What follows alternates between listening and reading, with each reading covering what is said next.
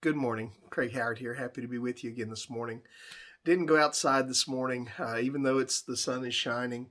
Um, had sort of a rough night last night. Uh, it's I still struggle at nights sometimes with my knee that was replaced. It hasn't healed properly, and my other one now needs replaced. And so um, sometimes I just don't have good nights. And last night was one of them. And so I'm kind of um, late getting moving this morning. so um, anyway, that's the reason I'm inside today. But I was reading something this morning that I couldn't believe when I read it. The United Nations is meeting, and one of the things that is in discussion is the Ukrainian war, and of course, Ukraine and Russia are arguing over how that is to be addressed in the United Nations and what they're supposed to do. But the debate is actually getting bigger than just should the war end or when should it end. But the debate is now moving to how it should be fought, what types of weapons should be used. Turkey has come out with a new weapon. It is called an autonomous quadcopter, and this is the stuff that horror movies are made out of. Russia, the United States, and China are all in development of similar weapons. These are not remote control drones. These are not a drone that somebody is sitting behind a control panel driving someplace like the drones that we currently have in the U.S. arsenal. Those are scary enough. But these are autonomous killing machines, the kind of thing that Terminator was built on, only they're not walking around, they don't look like people. The one that Turkey developed is a quadcopter with, I'm assuming, some sort of firing system on it. And you program it to kill people, and then it goes and seeks out human beings and attacks them. Uh, there's no person, there's no human intervention, there's no person directing it or guiding it from a remote control. Um, so if it glitches, if it goes on the fritz, if something goes crazy, it can attack soldiers or it could attack civilians, men, women, children that are civilians. Um, and so the United Nations is in debate about how to control these autonomous killing machines. Um, the makers of these machines say it's necessary to cut down on soldier casualties. That if you allow the machines to do the fighting, you'll have less soldiers injured and dying. That may be true.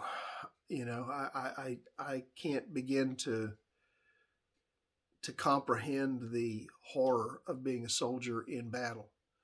And it may be true that these would save some soldiers from dying.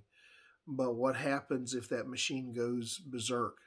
What happens if the programming somehow breaks down? What happens if the programming gets hacked? And now all of a sudden, the machine turns on its own soldiers and its own army. Or it goes on a killing spree in some schoolyard or hospital. Um, there's just a lot of questions and a lot of debate that's got to be yelled at, or that's got to be not yelled, maybe yelled at's right, but debated and figured out. It made me think about how the farther this world has moved away from God, and the farther that it's moved away from a relationship with Jesus Christ, the more dangerous it has become. The more it has moved away from the Prince of Peace, the more dangerous the world has grown. And at least in part, I blame Christians, because we have a great commission that says our number one priority is to go into the world and share the Prince of Peace. And when we fall on that, when we fail in that, the moral compass that guides our world just slowly deteriorates, moves out of focus, moves out of place. You know, Jesus made the statement in John chapter 14, verse 27. He says, "Peace I leave with you. My peace I give to you.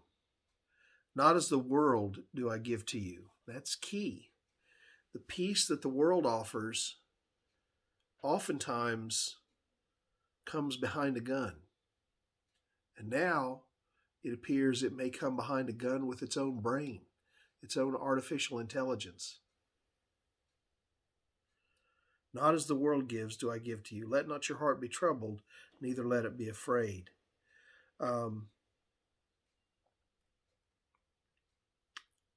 He went on to say in John 16:33, "I have said these things to you that in me you may have peace. In this world you will have tribulation, but take heart.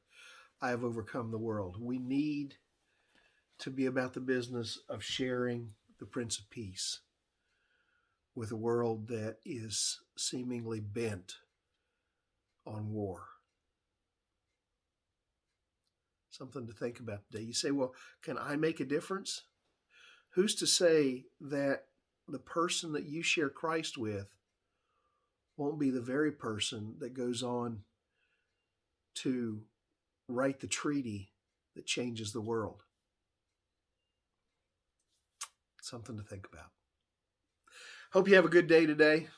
I'm planning on it, and I got a lot to do, but you have a great day. God bless. Mom and Dad, if you're watching, I love you.